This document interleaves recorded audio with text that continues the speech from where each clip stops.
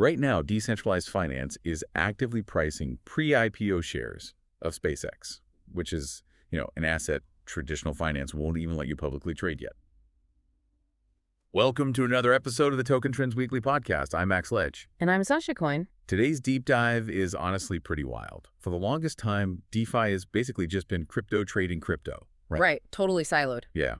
But Hyperliquid's HIP-3 platform just saw its real-world asset trading volume actually surpass its native crypto volume. So synthetic stocks are outperforming crypto perpetuals on a decentralized exchange. It's a massive structural flip. And to really understand why this is such a big deal, we need to look at how HIP-3 actually works. Basically, it's a platform for permissionlessly deployed perpetual futures on real-world assets, or RWAs. So we're talking like stocks, commodities, equity indices. Exactly. And just to be clear on the mechanics for you listening, trading a synthetic market means you aren't actually buying a real share of a company. You're trading a smart contract that perfectly mimics the real-time price movements of that asset. Yeah, that's the core of it.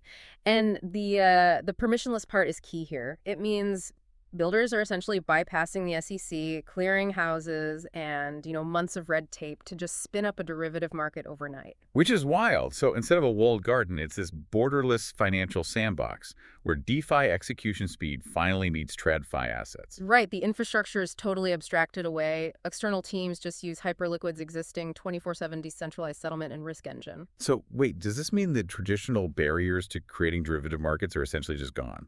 I mean, they're completely sidestepped. And the scale of this adoption is just, it's not theoretical anymore. If you look at the verified Dune Analytics data from July 14, 2026, HIP-3 hit $5.34 billion in daily volume. Oh, wow. And what were core crypto perps sitting at? They were at $4.69 billion. That is crazy. A total structural first, synthetic traditional assets flipped native crypto assets. Yeah. And over 72% of that $5 billion is just equities and equity indices. We're talking heavy traditional stock market action happening purely on-chain. But the most revealing detail to me is the emerging private markets sector. Oh, definitely. Doing over $250 million a day. Right. DeFi is actively pricing unlisted companies, like SpaceX via eventuals. Because, there's no public stock ticker for SpaceX yet. Exactly. TradFi basically locks most retail investors out of that early price discovery. But by synthesizing it on-chain, DeFi is providing this liquid global market where traditional finance currently just can't. But, running traditional assets on crypto rails has to create massive structural friction. Yeah. Right? Because the stock market sleeps. Crypto doesn't.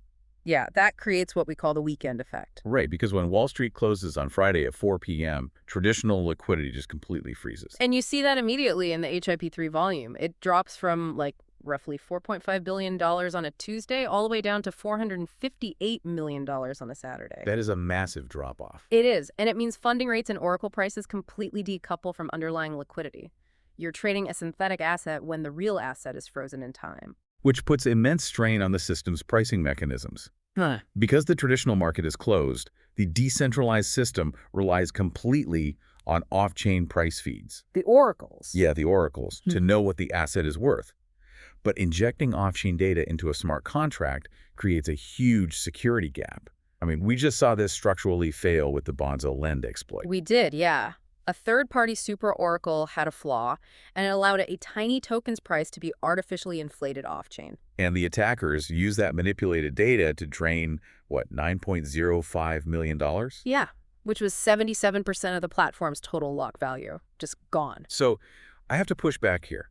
Aren't we just recreating traditional stock markets, but layering highly vulnerable oracle risks right on top of them? Well, yeah, the execution is decentralized, sure, but the pricing data seems like a massive centralization risk. That is the most critical challenge they face right now. Plus, beyond the technical risks, trading equity derivatives on a DX sits in a highly unresolved regulatory gray area.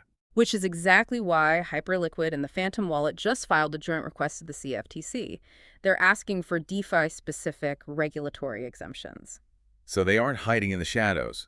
They realize that absorbing real-world volume safely means confronting legacy regulations head-on. They have to. You can't scale to trillions in volume without a framework to operate within. You really can't. Yeah. Which leaves you with a pretty wild thought to mull over. If a decentralized exchange can outpace its own crypto volume just by trading synthetic stocks, Yeah. what happens when these permissionless protocols try to absorb the rest of global finance?